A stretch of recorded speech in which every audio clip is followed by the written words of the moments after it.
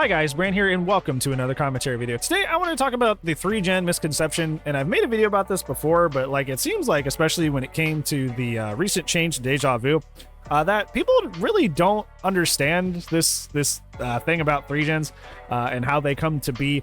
That's really frustrating because it kind of seems to be a huge divide in the community. It's a big thing that a lot of people talk about, is like whenever behavior brings up in any way the 3-gen situation, killers seem to be on the mindset of like, oh well, they shouldn't change that at all, whereas survivors are like just dying for them to do anything about it.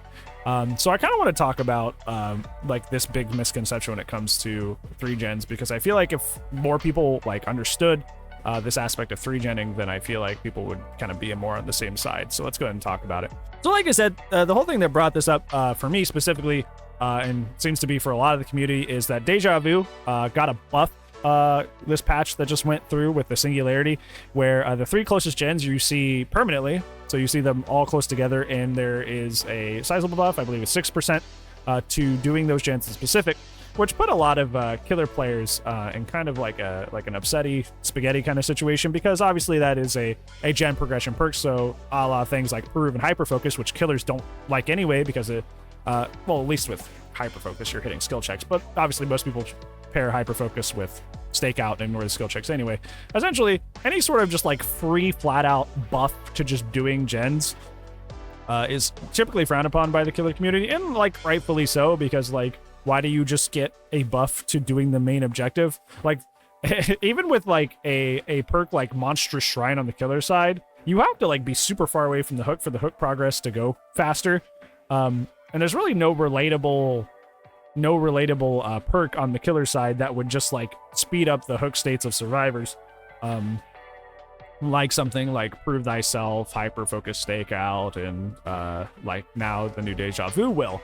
So a lot of killers are up in arms about this, and kind of just in general, I've seen really don't understand what the 3-gen situation is and is about, and kind of are general just like, hey, if you're whining about 3-gennings, you're just crying. You're just a whiny baby survivor. You're an entitled survivor main, and that's it. But there's so much more to that. And I feel like this is just something that like a lot of the killer main community has. It's just this general idea that 3-gens are almost always intrinsically the survivor's fault. And that does happen. That does happen. I will say that does happen. Survivors will put themselves into a 3-gen, and that is something that, you know, does happen. Is like they'll be doing the gens so fast and so recklessly that they don't even realize that, oh, hey, I've left this small pocket on the left side of the map where all the gens are together, and now, you know, the killer can just very easily patrol those and, you know, essentially win the match. And yeah, those situations are their fault. Those situations are their fault, and if you are right to blame them for that. But the problem is that maps in Dead by Daylight, and if you actually use Deja Vu and you go out there, do actually very naturally just spawn 3-gens. They just do. It isn't a matter of like, hey, we did the gens in the wrong order. Maps in Dead by Daylight very often do just kind of like spawn 3-gens naturally. Like 3-gens will be right next to each other, and it's not even like the common culprit maps that you'll probably think of, like Azarov, Suffocation Pit, maps, the eye-shaped maps where it's eye, center, eye. Not even like those common, or Sanctum Wrath. Sanctum Wrath's another good one. It's not even like the common culprits that you probably think of. It's like I've had really tight and awful 3-gens on, like Blood Lodge was a horrible example where I had one where they were like, it was the main building, Pride Rock right next to main building, and then one out in the middle of the map that were all 3 like very tightly close knit with each other. So this happens on tons and tons of maps where gens will just accidentally not even accidentally, but procedurally just spawn all 3 next to each other. And there was nothing that the survivors could reasonably have done about that. They just kind of like appeared that way. They just spawned that way. It wasn't a mistake of them doing the wrong gens at certain times. It's just kind of like, it's literally just how the cookie crumbled. It's what happened.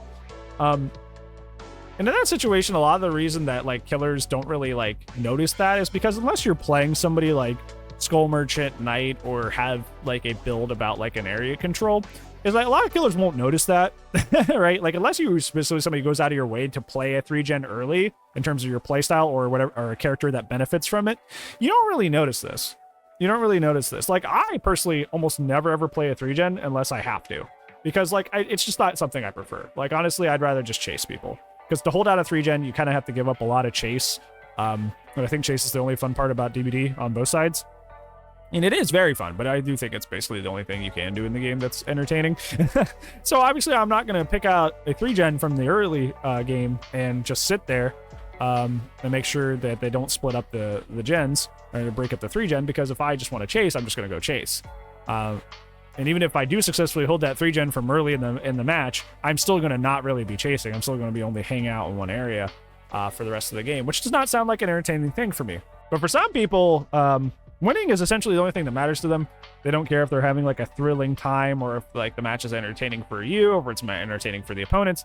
They only basically care about just getting that dub. And I've said this in plenty of like React videos before, is that the 3-gen strat, especially when it comes to killers like Knight and Skull Merchant, especially Skull Merchant, it's pretty frustrating because like there's so many killers and killer players that are out there doing their best and trying really hard to like improve and get better at the game by having quicker and more efficient chases, having a good macro presence, and really are very, very talented players that are very exceptional at the game. And it's really fun to watch them play because the things they're doing are not easy. But the reason that I personally don't like just 3-gens as a concept is because it doesn't really take a lot of skill to hold a 3-gen.